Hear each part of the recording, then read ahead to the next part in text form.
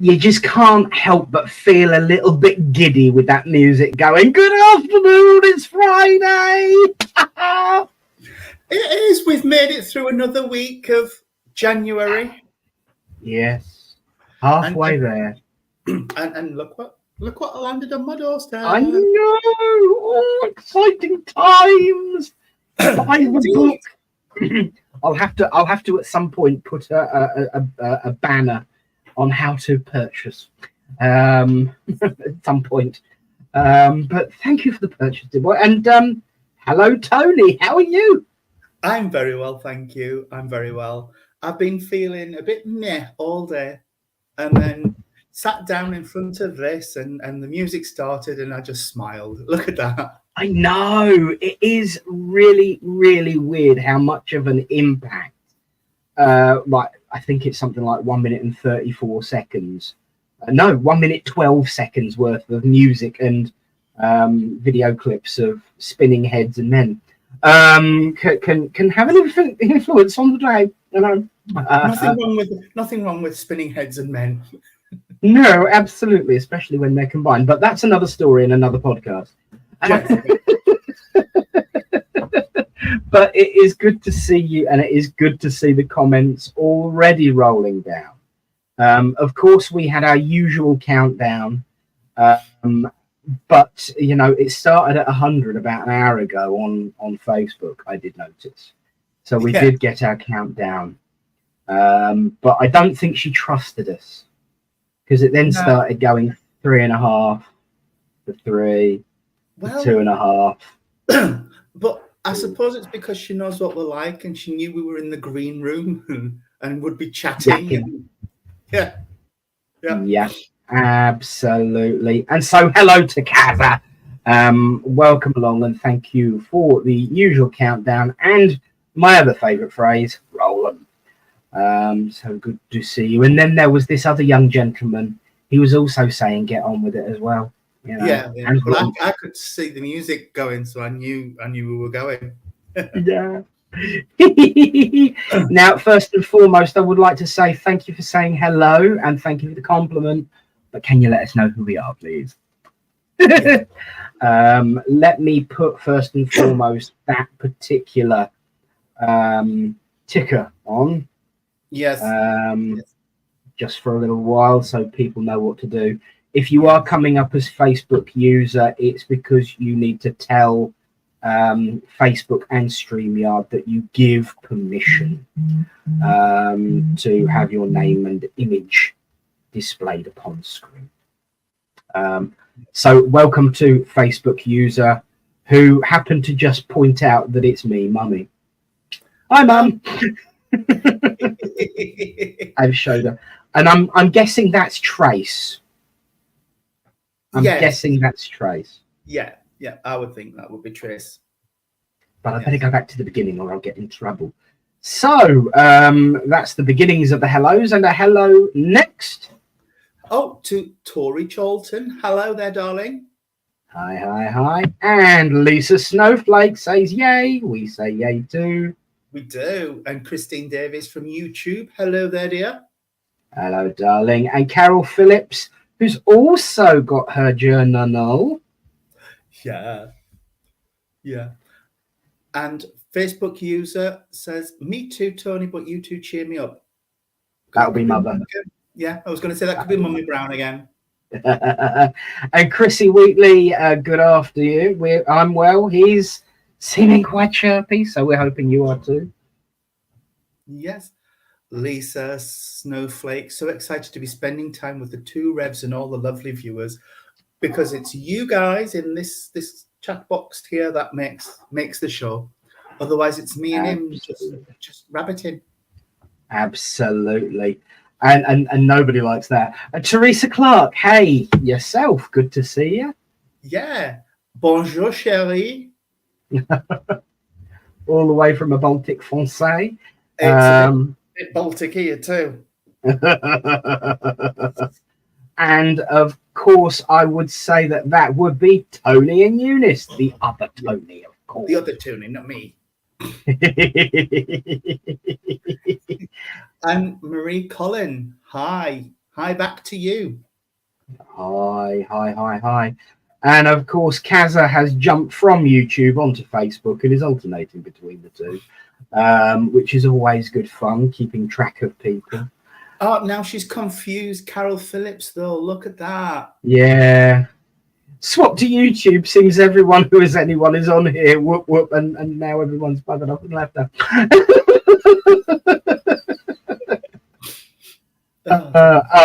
Now, that's not true. I just choose not to. Chrissy. Oh. She's got a point. But yeah, I just choose not to. So yes, Carol's still dancing in the confusion, and Yes. Everyone's jumping around. But it is a pleasure. Oh, hang on, Carol, stay where you are. She's on her way. I love it. But it doesn't matter where you are. We will try and share as many comments as possible. Yes, exactly. And we have another Facebook user who says hi. Hi. Hello. Click that link. Do that link. Click down below. So, staple woman. Oh, dear me. This is what makes my day, and I'm sure it's the same for you. The interaction, and we say it every week, but it's because we mean it. The interaction between everybody is just so uplifting and so much fun. And anyone who does something like this, their main effort has got to be to build a community, and it is so good to see that happening. Brilliant. We finally meet. Oh, I love them. Oh, and we've got Ryan Trundle. Good afternoon, guys. Good afternoon to Ryan Trundle. And yeah, that's very true. Cressy hasn't been on for a while. It's only the second one we've done of the year, so you're not doing too bad, though. No. And Adam Walker, hi there. Hi.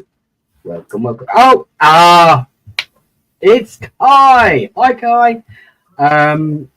Kai has just joined the new open circle that I do. Oh, the one on Tuesday evening. Yeah, which went very, very well. Oh, yes. Nail alert. Yes. Dig 'em in, girl. Dig 'em in. So, other than painting one's nails, what has one been up to, darling? Oh, lots and lots of rainbow stuff. The Rainbow Project's been really busy. We are a little short-staffed still. We're working on looking for some new trustees. But we seem to be working with a lot of LGBTQ asylum seekers at the moment. There's a lot of need in that area. So, yeah. Funny, because if you believe what you hear on the news and on the TV and from Parliament, there's no such thing. Sorry, did I say that out loud? Yeah. Catty day, catty, meow. But yeah, you've mentioned a couple of times when we've had our private conversations that's been a big focus, and I'm not surprised to see that it's continuing because there isn't much there to be able to do. So the fact that your group and other groups like you are doing it is amazing. It really is. It really is. And the state of the union and the world in which it is at the moment, joy and hope and comfort and support is key. So my hat is off. Thank you. It's just amazing to see. We went to the meeting we had with the York group. We went to one of their meetings on Monday, and it was amazing. It was amazing just to see all these lovely people, and even though a lot of them didn't speak a lot of English, it was just such a big sense like this of community and coming together of like-minded people. Absolutely. We have a request for you. Can you do orange, white, and black nails for next week? I think that's I have an orangey colour on, but I don't have white and black. here, but I've got some at the caravan. So if we're down between now and then, I will pick my white and black gel up and I will do that for you, Kaza. Absolutely. And yes, absolutely, Mum, we can see you now, but I know what you glanced and I know what you saw, and it's next. Boom. Hello, Tim. Yeah, that was beautiful. I do like that. Yeah. It's absolutely gorgeous. And that's so true, Tim, that it would be wonderful if mankind could just accept that everybody is different and just get on with it. Because it's just, it ain't rocket science, you know, and it's not like just being nice costs you anything. And in fact, and people always feel a little bit guilty when they say they do charitable work, and like, but it makes me feel good. And I know I shouldn't say that, but it makes me feel good. It's like, why shouldn't you say that? There's nothing wrong with that, you know. Yeah, taking that little bit of pleasure and pride in. I did that. I helped that person. You know, nothing. And if more people did such acts, they would feel that joy too, which would be part of that harmony that Tim's talking about when he's comparing the colours of the rainbow as humanity. And for those that obviously, because there are some that are unable to read without assisted accessibility features, I will read what Tim said. The beautiful thing about rainbows is that they exist alongside colours that are completely different to their own, yet they seem to do it in harmony. Oh, how wonderful it would be if mankind could do the same. Absolutely, yes, we totally agree with you. I think the important thing is, you know, what you said about people taking a little bit of pride in their charitable work and the success it has. If we could all feel like that, it would be great. You know, that's not ego. That's an awareness of self. And that is ego. That is the good version of ego, an awareness of self. I think there's a lot of things that get bandied about in this way of life that really, really bug me. And ego is one of them, because it's only half the story, as always. Yeah. And you know, you can have such a thing as a good ego, someone who is self-aware, someone who is self-controlled. And you can't be in control of your ego unless you're aware of it. Exactly. And so, you know, if people were to take pride in helping others, that's not a bad thing at all. It really does make you feel complete as a person, connected as a person. And that's the core of it, is the connection. And once again, using the rainbow analogy, the beautiful thing about a spectrum is the way those colors actually blend at the edge and blur and mix and become something new. So I love rainbows. They make great analogies. Yeah. And I'm quite pleased that that's what the charity is called, the Rainbow Project, because it's just full of joy and happiness. Oh, excellent. Sorry, we've just heard one of our young people has got their right to remain. I'm so Amen. Good one. Yeah, I'm so pleased for him. That's made me quite emotional, actually. Oh, dear. Bless. Success. But no, it's moments like that. It's moments like that where you think, all that work, but it was worth it. It was worth it. Absolutely. It's ironic, really. I was reading a poem to, actually, it was to Charian en français today, as kind of like, it's something that I try and live my life by. It is very spiritual, but it's not a set of rules in as such, as it's not a bulleted list of principles that's easy to follow, like the 7 principles of spiritualism, but more of a mantra.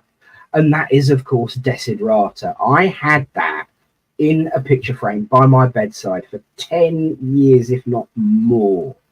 And, you know, there is so much important advice and support. And what I would say, based on everything that you've just said, and certainly literally just what's happened with that right to remain coming.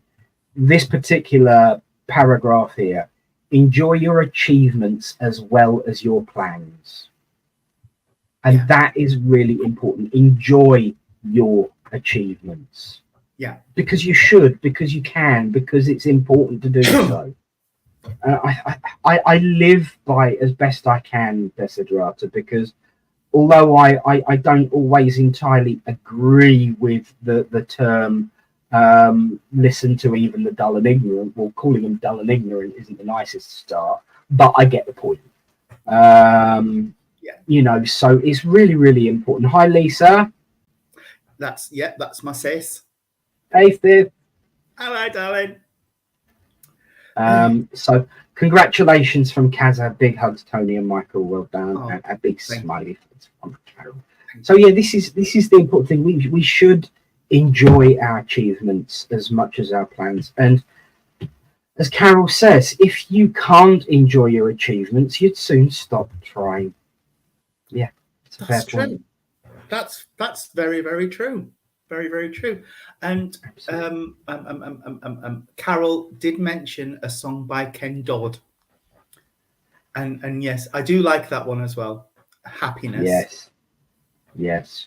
The greatest gift that I possess. I thank the Lord that I possess more than my share of happiness. Where's your tickling stick? This is for later.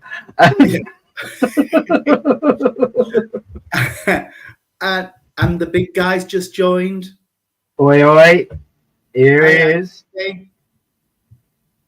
Good to see you, Daniel. Welcome along. Welcome. So we have really started without starting, which is unusual for us because we usually throw it open. But with what's been going on with the Rainbow Project and the success that's just occurred, we've literally started a theme, which is happiness. I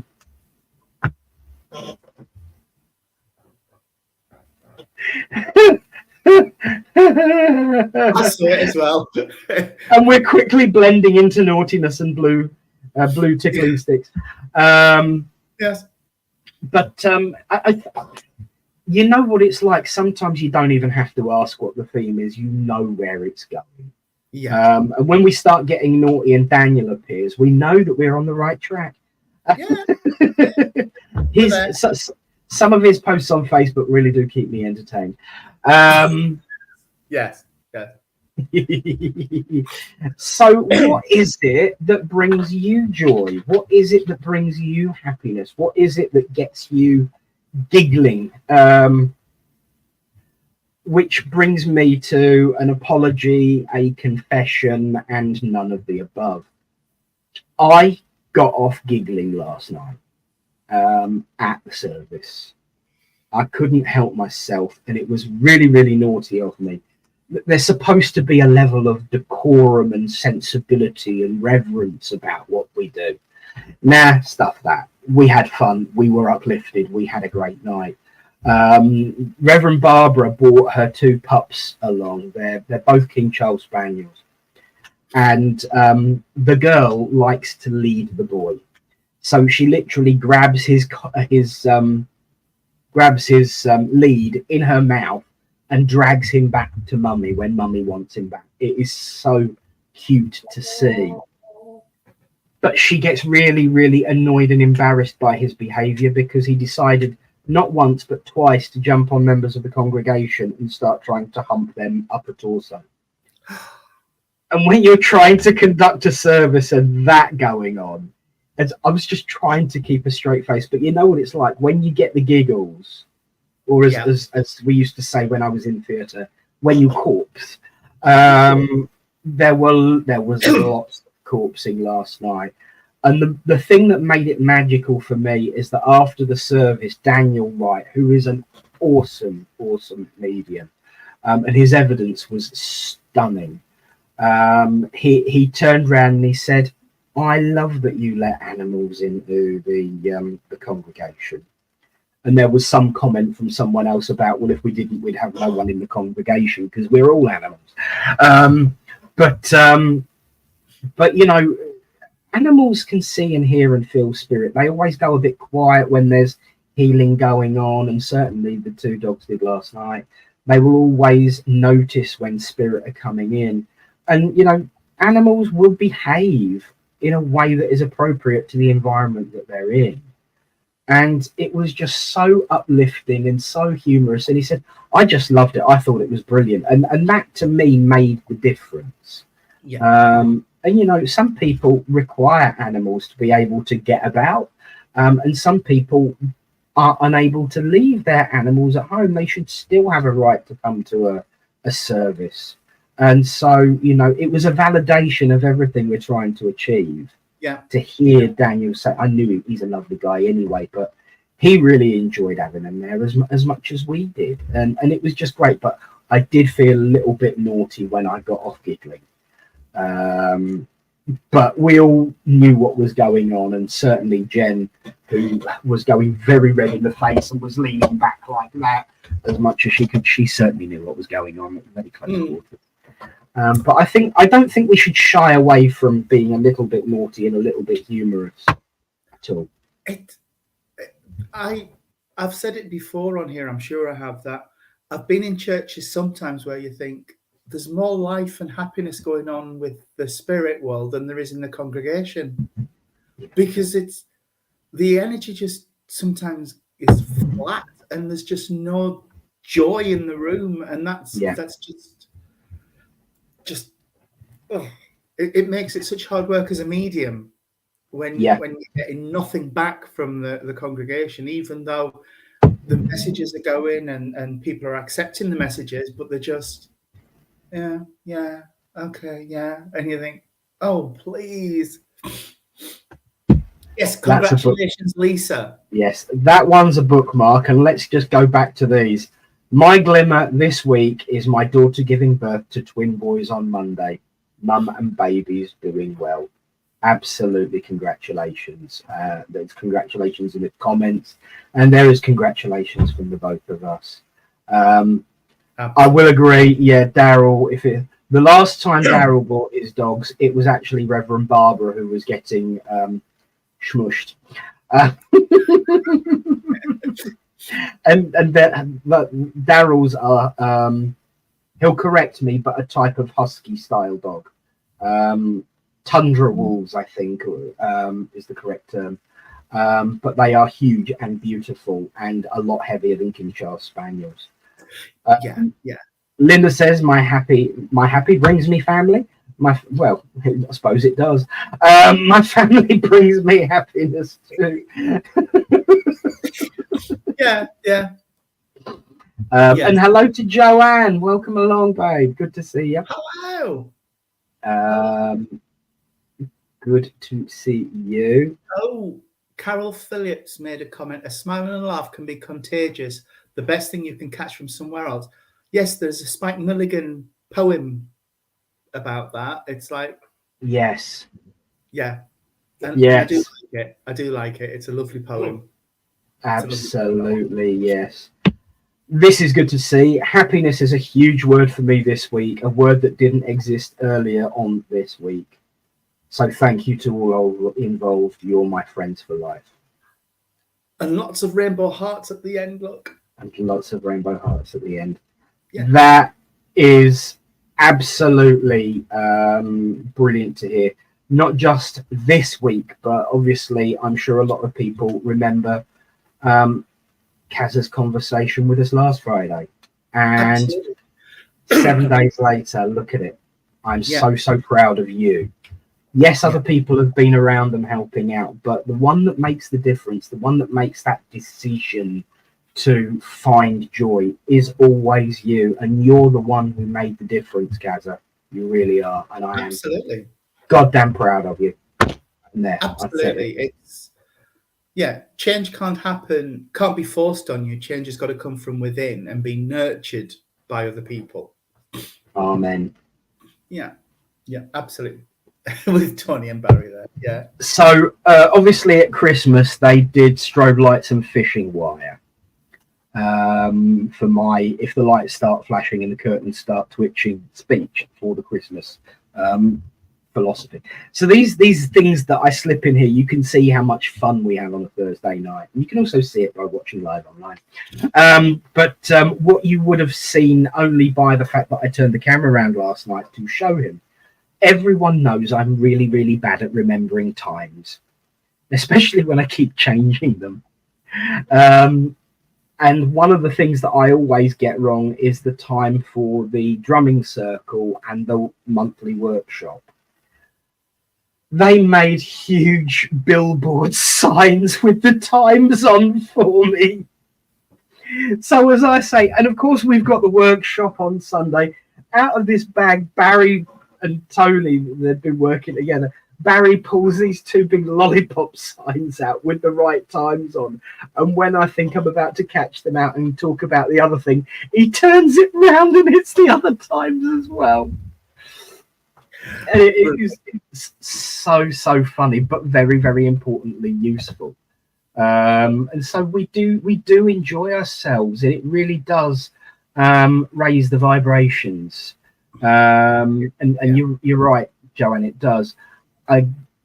Before I nip back to that comment that I starred, peekaboo. Hi, Dawny, welcome along. And Dawny joined the new circle as well. So she's spring loading off on her journey into spirit. But I think what I've bookmarked up here, Tony, you might like to talk around. Exactly. It is. I don't think it's about being naughty on the platform. I think it's about allowing your personality to be part of your mediumship, or indeed part of the personality of the communicator to be expressed. Exactly. Amen.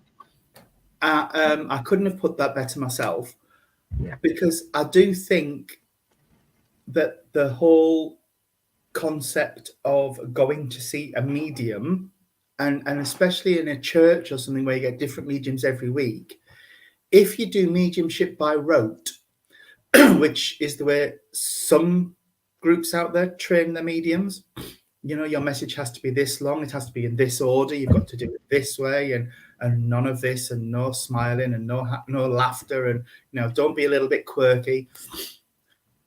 Well, what's the point of going and seeing a different medium every week? Yeah. Because, you know, you're seeing the same. And spirit are individuals as well. So yes, you've got to do justice to that communicator and bring some of their essence through. And it's so important. Otherwise, I would give up. I really would. I would step back from platform if the ISA said, oh no, you've got to give a 5-minute message and it's got to be in this order and it's got to be done this way. I'd say, Nick, sorry, no. I know we started this as a group, but no, I'm going now, because that's not me. I can't do that. I think that's the point behind the idea of having a group of people run it, so one person doesn't have ultimate say. I know full well that if I turned around and said something on behalf of the ISA, and you and Barbara and Jeanette disagreed with me, you'd be on me like a bomb and say, what are you saying this for? This isn't what we represent. You know, where is the individuality? Where is the unity in you saying something like that? So number one, I personally wouldn't say it because I agree with you. Number two, there are protections in place. And, you know, as much as I prefer to work in a ministry environment rather than a committee environment, we do have a committee. They're called congregations. And congregations vote with their feet. And if I were to do something on a Thursday night that the congregation held contemptible, I wouldn't have a congregation.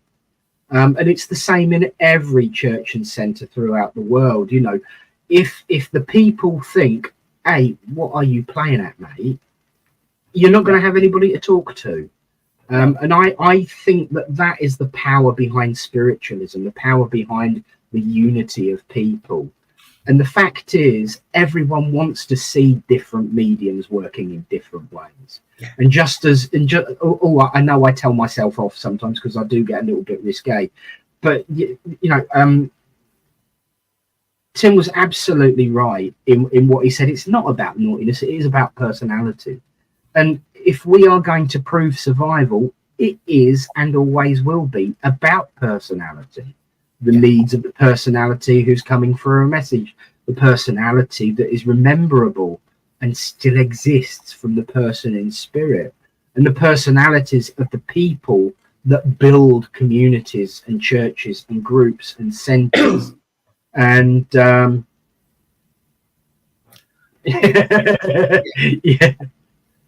I just reading the comments here. Yeah. There is. We'll come to that in a second. I just are they trying to tell spirit what to say and how to say it? I feel sorry for people who just do not get it. There are. I think the problem lies is that there are so many different ways of working, and as much as it's our joyful moment that there are many different ways of working, but it's when you pass on your way of working, if you pass it on very, very strictly, it becomes a way of working rather than a guidance or an example. But there are certain things that are advisable, which is where we come to Tim's comment, which is I don't think a message should be 30 minutes, because that is, you're absolutely right, 30 minutes is way too much from the platform. And you know what, sometimes the shortest messages are the most evidential. My message from, once again I'll refer to Daniel, my message from Daniel, because he doesn't like giving messages to the chair, which is an old mutual agreement that we'll avoid giving messages to the chair as much as possible, because there's a lot of people want one, so he avoids it. But the message, it turned out to be for me, so he gave me a quick message, and the evidence that he gave in that 2.5 minutes was absolutely on the nail, and all I needed in that moment, if the truth be told. So when you're on the platform, I agree that there should be some thought about the length of time that you take to give a message, and that it should be an opportunity to give as much as possible. But I'd never put a specific time on it, because that's spirit. That's their decision. Sometimes in a congregation there is somebody who needs a fuller message, which may run to a little bit longer than 10 minutes. But if it's needed, it's needed. But if a message looks like it's going to roll on a bit, I always ask permission to speak to the person afterwards and to finish the message afterwards. But you've got to be true to yourself in order to be a half decent medium, because one of the comments I saw, I can't find it at the minute, was about a congregation can always tell when a medium's not enjoying themselves, and it does lower the energy, and it does make the audience, the congregation or the audience, it depends where you're working, fidgety, and you can see people starting to do this business in the seats, and then you can hear the whispering starting in the back of the room where people are starting to have conversations because they're a bit fed up and a bit bored. So you said it last week, Nick, read the room. Yes, absolutely, read the room. One of the best demonstrations of what everybody's saying that really highlights what Tim said, actually, I always remember the demonstration of mediumship quite well. They gave a 5-minute message, a 7-minute message, a 10-minute message, a 5-minute message, and they spent 15 minutes on one person. But there was not a fidget, not a whisper, not a whimper in the room, because it was so deep and so meaningful. When all of the other ones had been quite neutral or very humorous and a little bit of a laugh and a giggle, and the personality of the recipient, of the communicator and the medium was coming through beautifully. But all of a sudden they went really, really stony faced and went very, very quiet, very, very gentle, very, very serious. And they spent over 15 minutes with that one person, and you could hear a pin drop, because that was an appropriate amount of time for that message in that moment.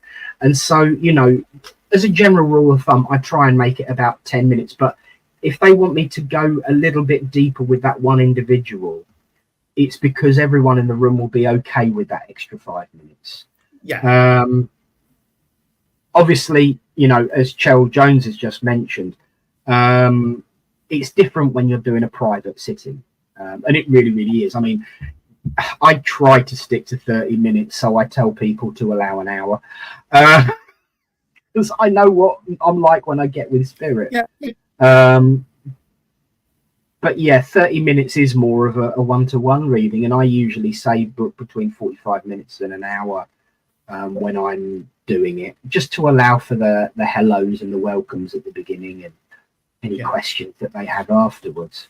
But yeah, it is about how you work that matters, and what Spirit want, and as Lisa said, Spirit call the shots. Yes, they do. But we do need to be aware that Spirit aren't as good at telling the time as we are. And I'm gonna say, you do get the characters that come through that would come in and just sit down and make themselves at home and be there for a natter for the duration. So you have to wrap it up and start to say, right, I've got to move on now, but thank you. And, you know, because, they're talking to their loved one. Of course, they don't want to just give a few seconds and leave. They want to be there with them. But it is down to the medium to manage that. But Spirit are really good at it. They're really good at it. But, I spotted Tim's as well. So Tim says, can I ask a question? You make mention of people who want a message. Which do you think is the most important from Spirit's point of view?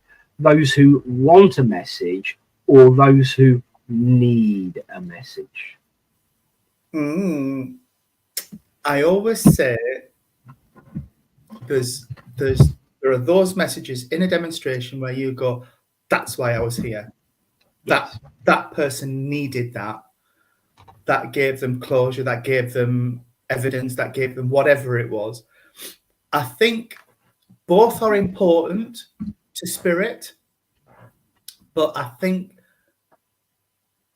from my perspective, it's when you give a message and you know that person was needing that at that moment, that makes, like we were talking about earlier, it's come full circle again, makes you go, oh, I'm proud of that. I'm proud of that. That was what that person needed right now. And I'm sure Spirit are the same. It's nice for them to come and have a chat and just to give proof that they're around the people who want the message. But when they deliver something to somebody who really needs that at that point in their life, I think that's it for Spirit as well as for the medium and the recipient. Don't know what you think, but that's just my 2 pence. I completely agree, but with a caveat. Because Tim does mention, and there's been some really great answers on this, and I just want to touch on them briefly as I give my answer. A good medium touches everyone in the room, even if it's not their reading, it holds them captivated. That's what I was touching on with that 15-minute one. It kept everyone captivated. Kazza says, defo who need a message, Tim. I think Spirit know if someone needs a message and will get it through. Tim sums up his thoughts with, I guess if someone wants a message, then they surely need a message. Eunice says, do you not think that Spirit know a good medium will pick up on this? I've got to say there is a caveat in that for me, and it's really for me quite an important one. There is a big difference between someone wanting a message and needing a message for me. because yes, if you want a message, surely you do need one. But it's quite likely that sometimes you want a message, but don't necessarily want to hear the answer. Yeah. And so for me, that's why need always wins out over the want, because I might want to hear some advice from spirit, but I might not want to hear what that advice is. And I won't listen until I absolutely need to. And it is for me vital why need always wins out, because there is a difference between need and want. So I feel like I'm going up in the atmospheres here because my ears have suddenly just popped. Maybe I am. But yeah, the whole point of need versus want are subtle, but very, very different. And I think that very subtle balance of understanding the difference between need and want. Yes, we might want that advice and guidance, but sometimes we don't want to hear it.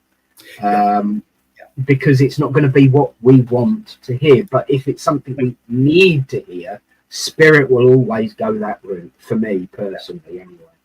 And it's something I always say on platform is that spirit will always give you what you need, not necessarily what you want, because spirit will always give you the truth. Yeah.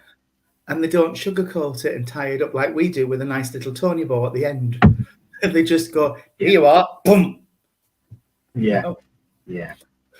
And Daniel, yes. Have you ever had spirit come to you before you meet the client? Yes.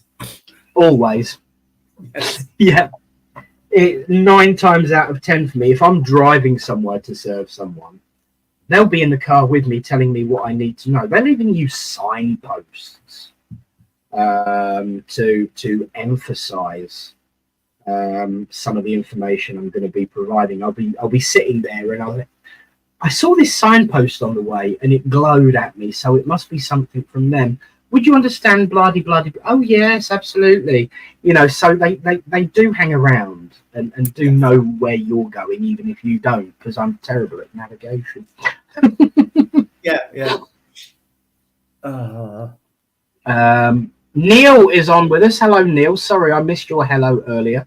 Good to see you, matey boy. Now,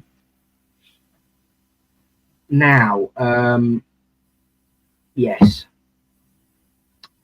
Your thoughts on, because this is a good one. We're getting very technical this week. Everything that I've been doing this week has been about the technical side.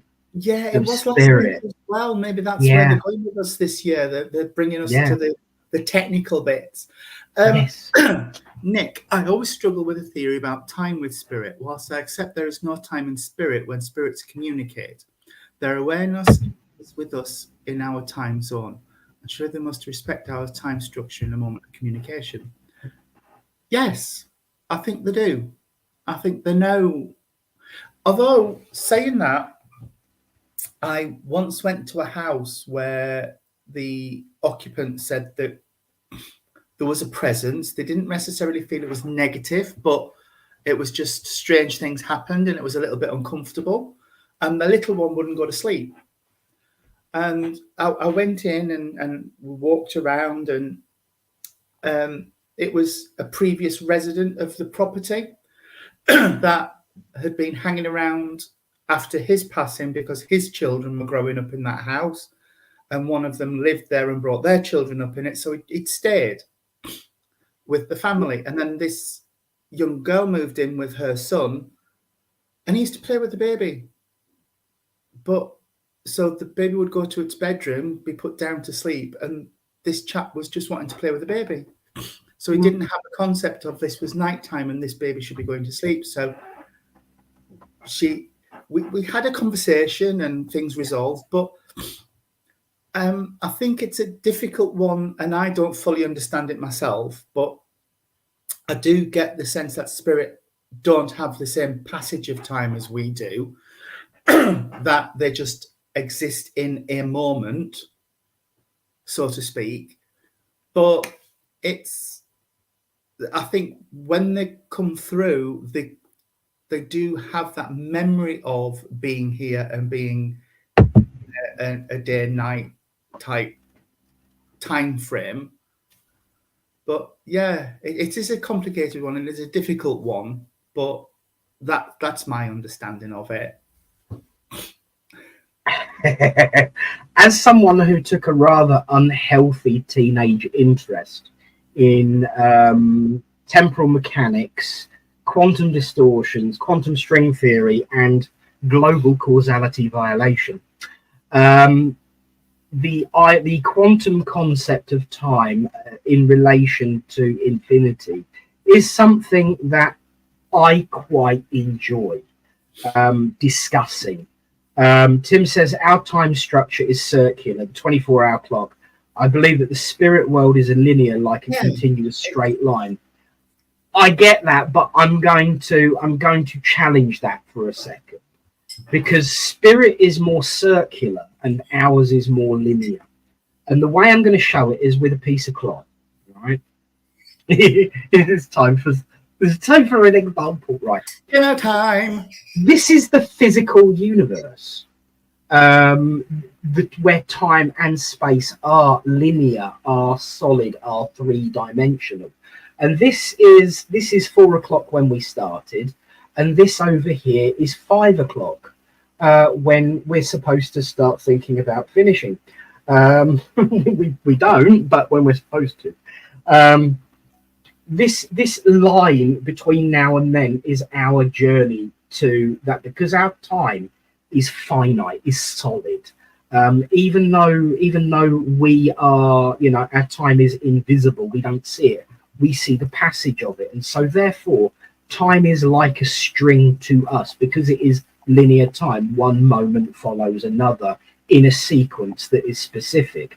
With spirit, infinity can be described, because we talk about the infinite spirit. Well, the best way to describe infinity that I've ever found is, you imagine that line divided in half. You can only move half of the line in any one given step. But unfortunately, once you've taken a step, whatever's left has to be divided in two again. So you never reach the end with infinity, because whatever's left is always divided in two. So no matter how far you get down the line, you've always got further to go, because you're never going to reach it.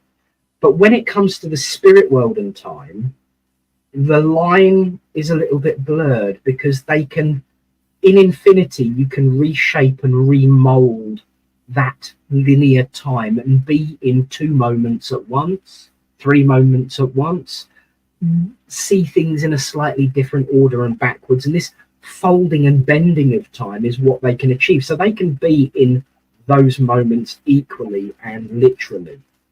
And so when you fold up time, it runs a little bit different. And whilst when they are in contact with us, they are aware of our passage of time. And of course, having been physical beings, they would still be aware of the concept of time. What we must realize that some people, just like me, my dad, Reverend Lynn, although we have a concept of time, we don't always take a blind bit of bloody notice of it. Yeah. And so if you're in a position or in a position where you are between those two different styles of time, so linear time in the physical world or interdimensional infinite time in the spirit world, if you are someone particularly like myself who loses track of time, who doesn't care so much about time, who gets in trouble for not caring too much about time, you will run over and you will just completely ignore the clock. So they would have absolutely an awareness of it. For me, they just don't give a rat's. And because of, the quantum time theory, and that ability to be in 2 places at once, or in the subject of, when it comes to folding space and time, when you meet 2 points together, you can pop out of the other side and travel vast distances. That's my sci-fi thing for, interdimensional and interstellar travel. when those 2 points meet, you kind of lose sense of time. And I think that's the way I see what they perceive time like. It's a loss of sense of or care of that physical time. Because when you are expanding yourself out of your trousers after eating a big cake, you don't care about the fact that your belt is so long. You're just going to take it off and let yourself go. And I think that's what spirit do when they jump from their line of time to our line of time, really. But I did spend a long time in the library rather than going out and enjoying myself when I was a teenager. And I took an interest in quantum theory, physics, and global causality violation, which basically is a fancy way of saying time travel. So I have learned a bit about that over the years. Russell T summed that up more concisely than you did, Tim. Wibbly wobbly timey-wimey. Wibbly wobbly timey-wimey, yeah. Also, I think we have to remember that here is Grandad in spirit who hasn't had the opportunity to communicate for 50 years. Much to say. Absolutely. Yeah. Absolutely. Yeah. He's going to say, I don't care. You know? Yeah. It is the belt and the waistband, you know. Yeah, it is. I'm just going to pig out and let it all hang out. Yeah. And Daniel says, I had a dream a few nights ago of an elderly neighbour who I class as a grandfather apologising about not telling his family how he was feeling as his late wife died. Then died a short time after. Only to get a message earlier saying he's in end of life. Oh, bless. I had a dream a week or two before a good friend died too. I think I need to get my spirit guide to come close and show him or herself. They may not. They don't always show themselves. You don't always know who your guides are. But I do think you may be getting told you can do this, so get on with it. You know. Yeah. But again, it's a journey, and you've got to want to take that journey. They can be saying to you, come on, we'll hold your hand, we'll show you the way, Daniel. But if you don't want to, aren't ready to, then don't. But it does sound like you can tap into the spirit world and do some work. Work for spirit and for spirit, as somebody said earlier. Yes. I work for and with spirit. Yes. Yeah, definitely. But it's really, really funny. The whole concept of time thing. I learned so much at school because I was boring. And I missed out on quite a lot because I was boring. But I enjoyed it, so I didn't care. Which is exactly the same as, you know, how spirit play with time, ironically. They might acknowledge it, but they don't care. But all of the stuff that you see in sci-fi these days, because people have become more discerning when it comes to information and knowledge, science fiction does have to play by the scientific rules, or at least scientific theories about such things. You know, when even going back into the 80s with, you know, Sam Beckett, the subatomic agitation of carbon quarks. You know, my mates had never heard the word quark before, and nobody had because Star Trek hadn't got the DS9 yet. But I'd never heard, none of my mates had heard the word quark before when that came on TV. But I had, because it was in one of these books that I'd been reading. And, you know, quantum string theory and all such things are really, really, really useful to know when it comes to the science side of spirit. And I find that my enjoyment of science fiction and my love of science and physics as a teenager has really paid quite a few dividends within the spiritual way of work, because I can apply what I know philosophically, spiritually, and religiously to a level of scientific theory and understanding. And I think moving forward in this way of life, we need to be aware of such scientific theories because they do play right into our hands as spiritualists. Yeah. And I know the way I pronounced that, and I meant it. Science does play into our hands as spiritualists. Yeah, it does. It does. But I was just trying to find one from earlier. Just bear with. Whose was it? Oh, Daniel, he said, time is not real. We exist for a set distance in a path of life. Yeah. So time is a man-made concept. The passage of it, so minutes, hours, and everything is what we've done to carve it up. I always remember a poem I read once. Cursed be the man who took my day and carved it into minutes and hours. It's a very, very, very true point. The passage of time is the pathway, but time as a concept of minutes and hours is definitely man-made. Definitely man-made. I was once pulled up in a church for saying, I don't really like to say passed before the time, because I feel you passed when you meant to. Yeah. And someone's like, oh, no, he was only however old. I'm like, yeah, that's young and it's sad, but, I believe, like Daniel says, we are here to experience, to learn. And when we've learned what we're meant to learn, we return. Yeah. But,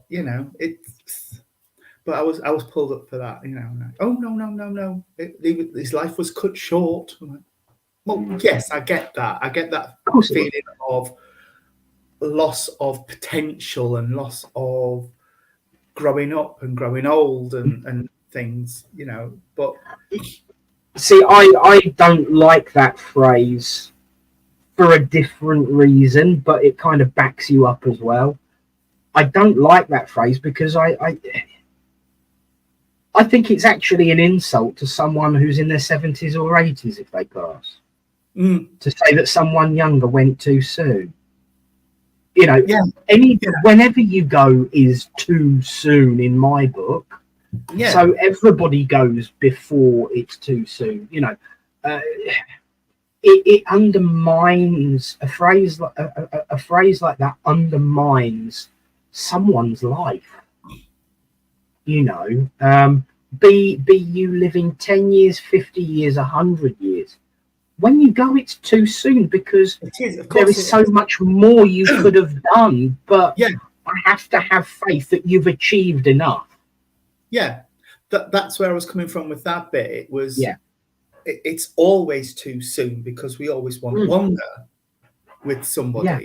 So your life does feel like it's ended too soon.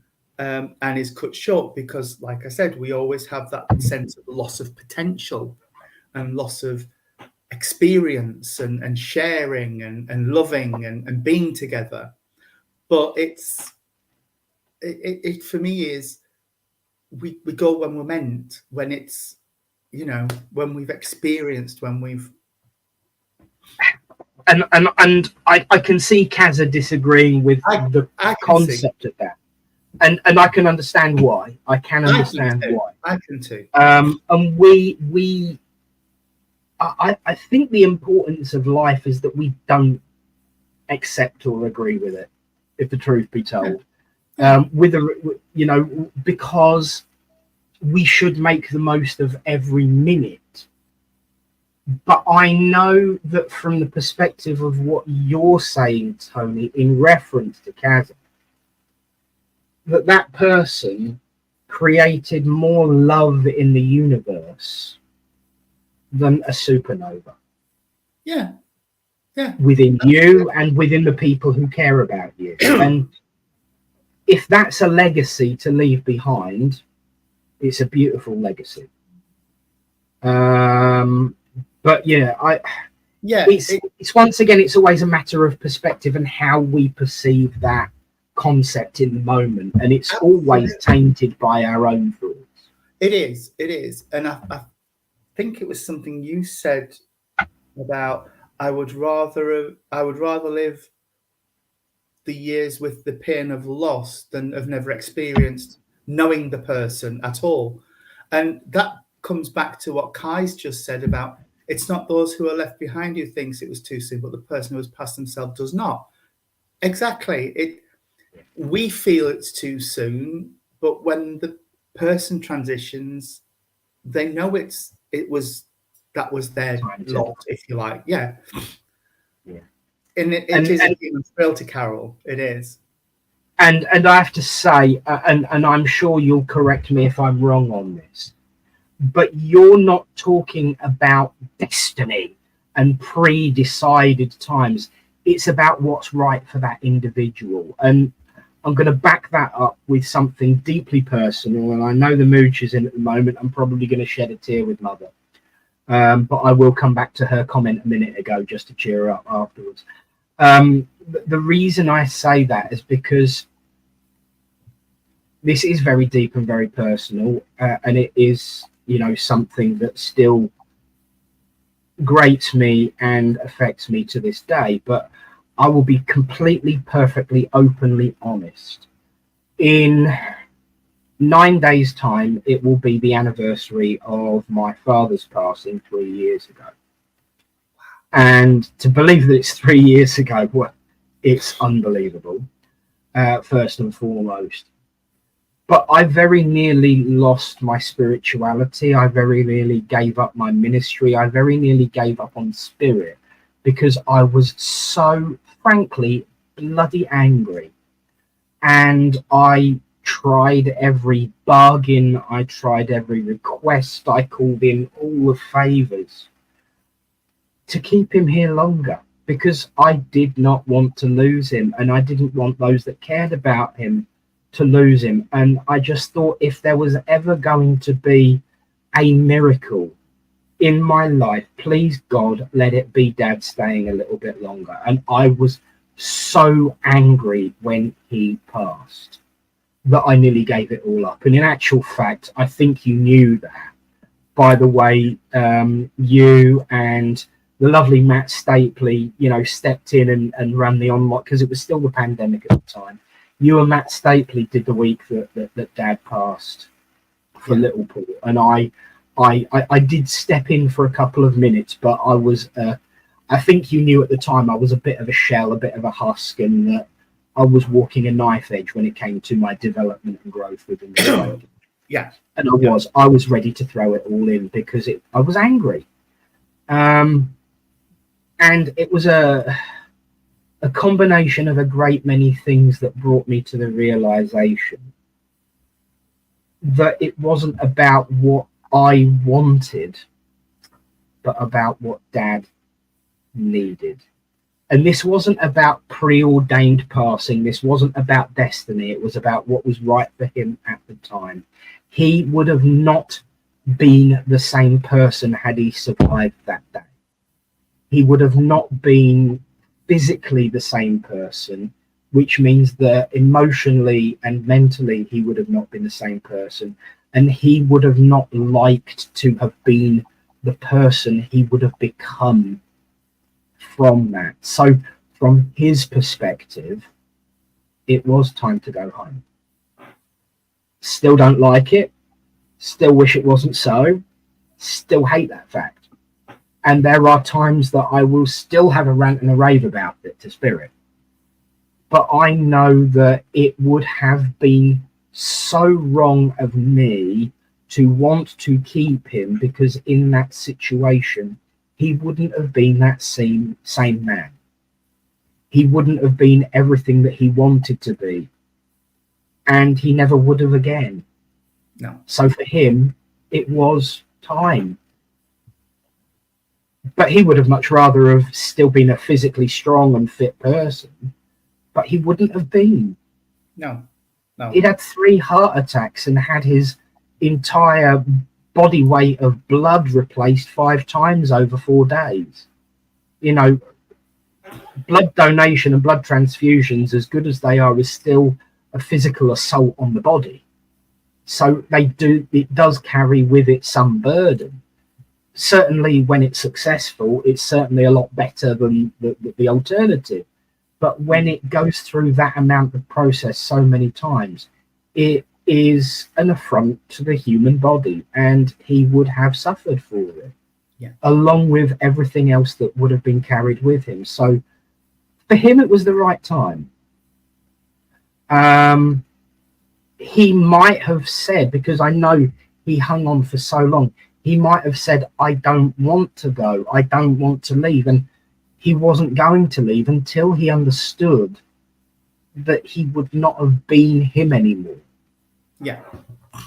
And that would have been the moment that he let go and passed the spirit, which I hope answers Kaz's latest question. I was just going to say, yeah, that starts to feed into Kaz's point. And yeah, it again, we talked about this earlier, the difference between want and need. They don't necessarily want to leave their loved ones behind, but they physically can't stay because they need to go. Yeah. And that's the thing. And it is hard. It is hard. I mean, I've lost people really close to me, and it is dreadful. It's awful. But like you said, Nick, grief is the price you pay for love. Yeah. And I always say, from my experience of working with spirit, that they grieve as well for the same reasons. They've lost that physical contact. So they grieve. And yes, they probably don't want to go, but it's what they need at that point in time. And rather that than have them back and suffer the way that like you said, your dad wouldn't have been the same person. My aunt had massive strokes, which left her in a virtually vegetative state. And it's, she would have hated it, having to have people wash her and bath her and clean her and, no. Yes. But in that moment, she was still being a stubborn what's it saying, I'm not going anywhere. Yeah, I don't want to go. But and that's why she didn't until she realised I'm not going to be that same person. No. And I think that's important. It is. It's the... I know people who... I've had conversations with people who've lost people to things like cancer.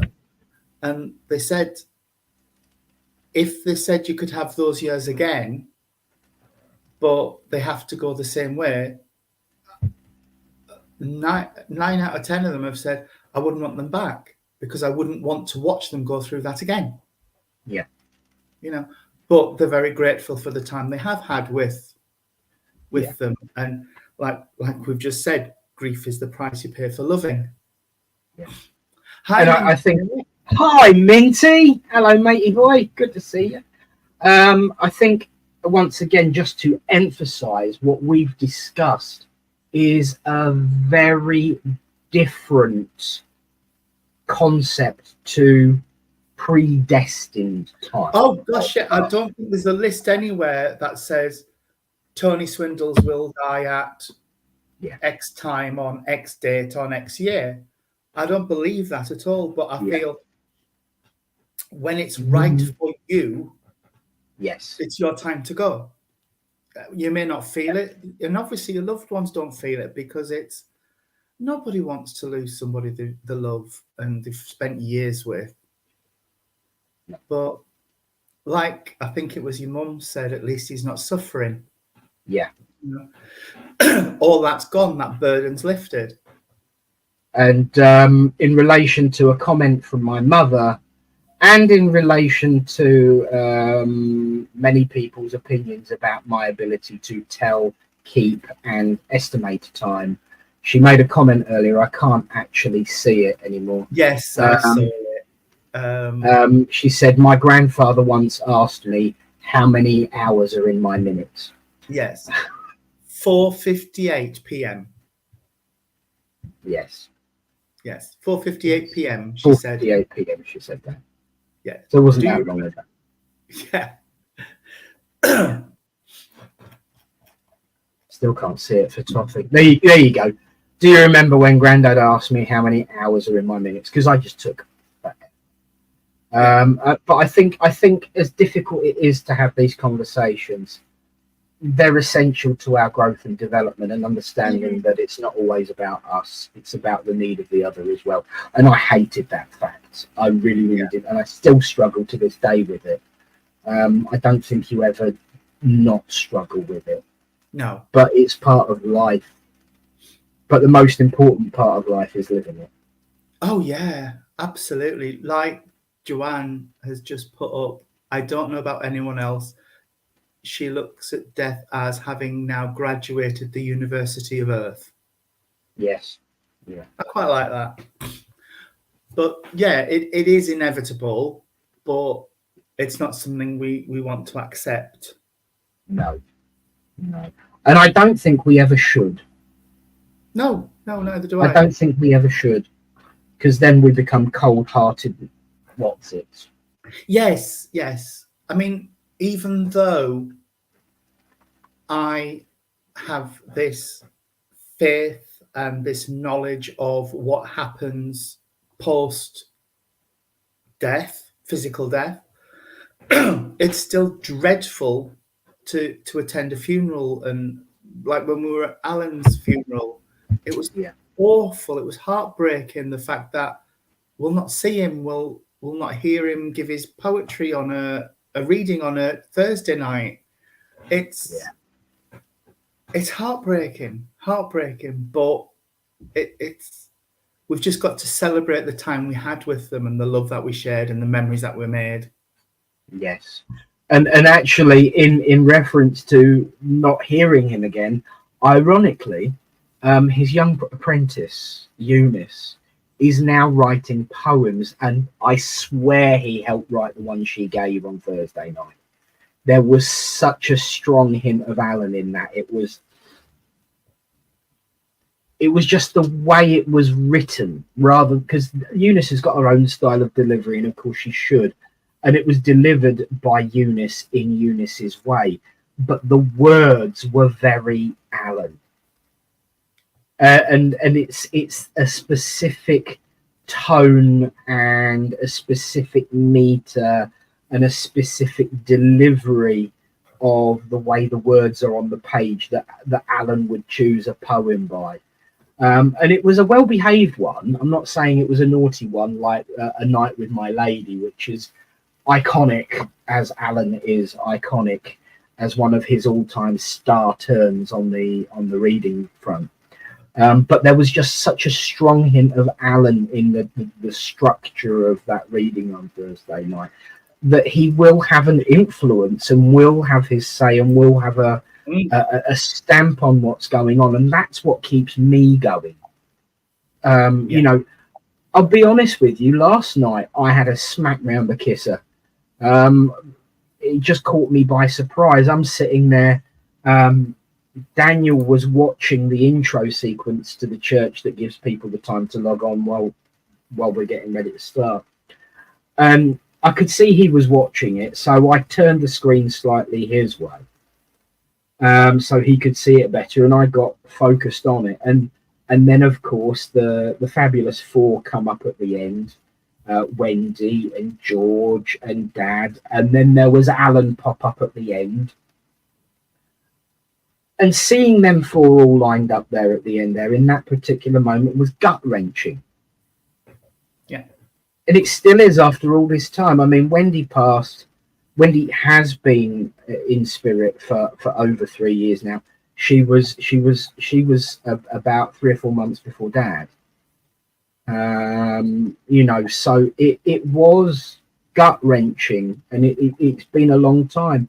George, bless his heart, he went before Wendy, you know, but we still talk of him, we still speak of him, and we still feel his influence, and we always will feel their influence in the hearts and minds of those that remember, in the way they subtly poke fun at us for being all miserable and mardy, and I think that is the one uplifting part of it.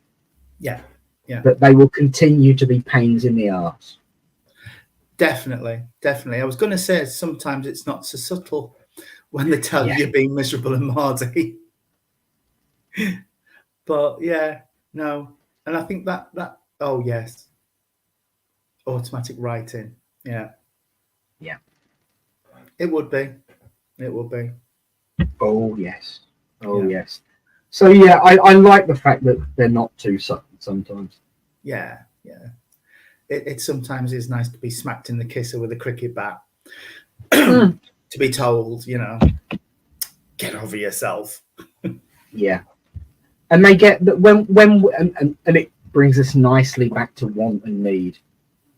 When we need it, they will do it. We might not want it, but when they see we need it, they'll do it. We get it. Yeah. Yeah. Talk about it in the third person. It doesn't seem so personal. But sometimes you've got to rip that plaster off and just let people see the wounds. And I think as ministers, sometimes you've got to do that as well and say, look, we're human. We've been through stuff.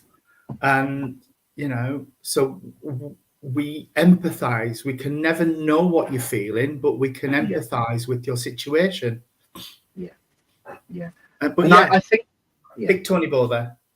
Big Tony Bow. Because that is the point, really. You know, I think that is why I revel in the fun, the silliness, and the not allowed to call it naughtiness. Tim said so, but the naughtiness of what we get up to sometimes. It shows that we're real people, above and beyond ministry, and people can perhaps resonate with that better than seeing us as this person in a uniform doing a job. We're not. It's just, as I always say, that open for service symbol on the top of the taxi cab. Yeah. You know, but we are human beings. We've all, chances are, if we've come to a point where we want to do ministry, we have felt and thought and seen such emotions and feelings before, and in some way resolved it, if not entirely. Yeah, exactly.